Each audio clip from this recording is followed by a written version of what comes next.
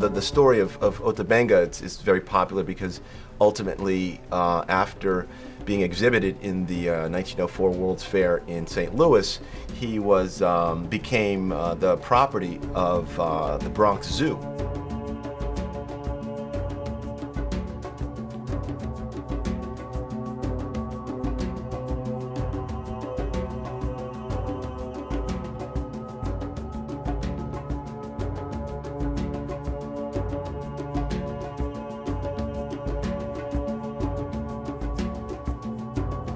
Ota Benga is from what is now known as Zaire, and he was born in 1881 on the Kasasi River, and that he was a product of Belgian colonialism.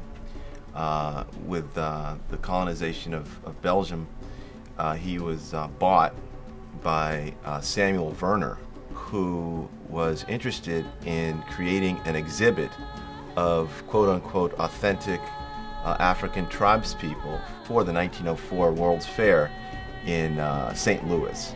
Well, the St. Louis World Fair fits in a tradition that goes back at least since the mid-19th century of having these world fairs, these world exhibitions.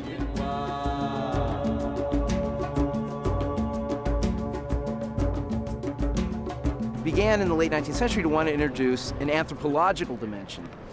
So they begin by demonstrating not just how the West had developed technologically, by demonstrating how advanced the West is materially, they wanted to demonstrate how advanced they were racially, culturally.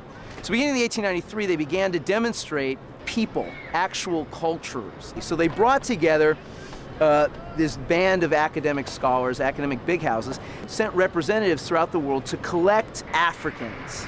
In the West, Africa clearly has a whole tradition of mystery and the unknown and all this stuff. He really wanted particularly pygmies or Bantu peoples. Samuel Werner, he paid a sum of money to a tribe of people that captured Ota Benga.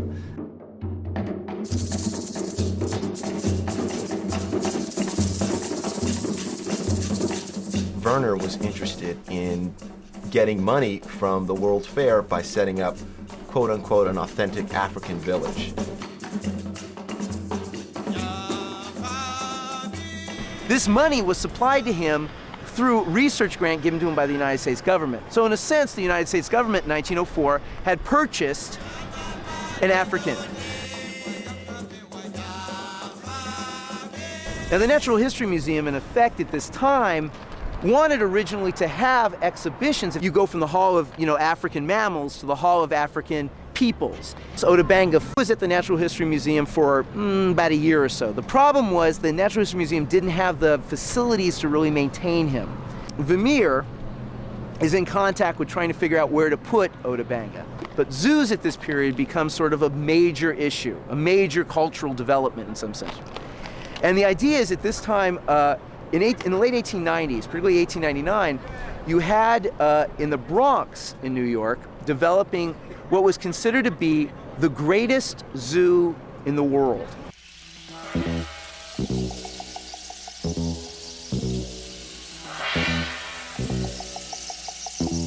The Bronx Zoo brought together all of the big boys in anthropology, zoology, all the big boys at that time, brought them together to try to create a zoo that was going to be not just an expression of the natural kingdom, not just an expression of the natural world, but also of the human social world, the cultural world in a sense.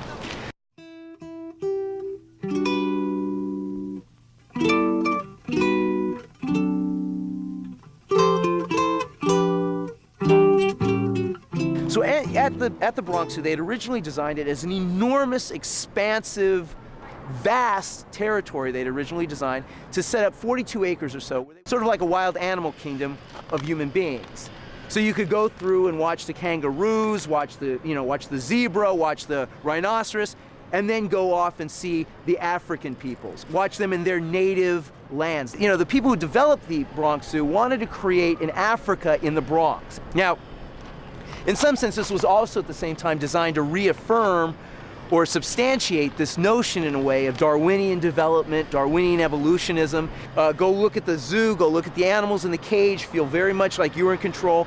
Then go and watch African people or watch Native American people, and in some sense feel yourself secure in your Western identity. Feel secure in your notion that you are actually evolutionarily, naturally more advanced, more superior to these people.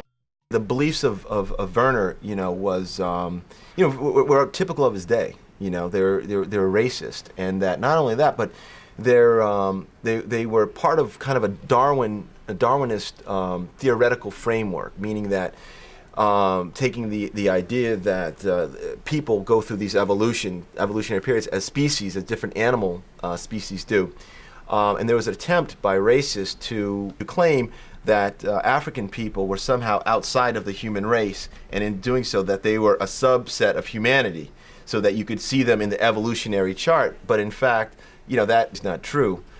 The Bronx Zoo was very excited about the possibility of Ota Benga being the first instance of an African for their zoo, for their ethnic zoo, if you will. Vermeer brought him to the Bronx Zoo. Now at this time, they didn't have the facilities set up for the African exhibit, so they decided to put him with the monkeys in the monkey cages.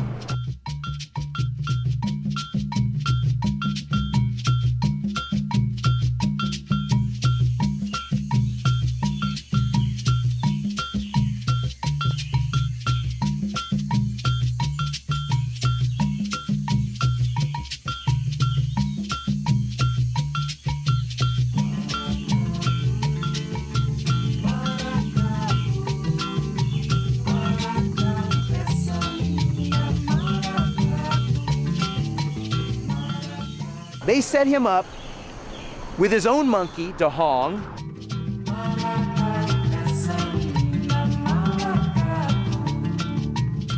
Ota Benga, that he was a small, person, and that he was completely harassed. In other words, people were tripping him up, people were poking at him, because he was something, something exotic.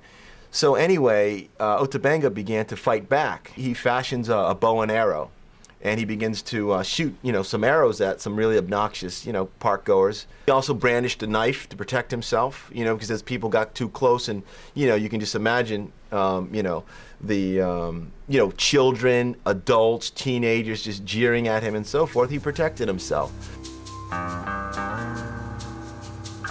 They think I'm a cannibal. They brought me here with monkeys, like bones around me. These people with their different clothes, they all look at me surprised, astonished, but why? Why all this? Where's my fellow? I don't understand. I want to go to my homeland.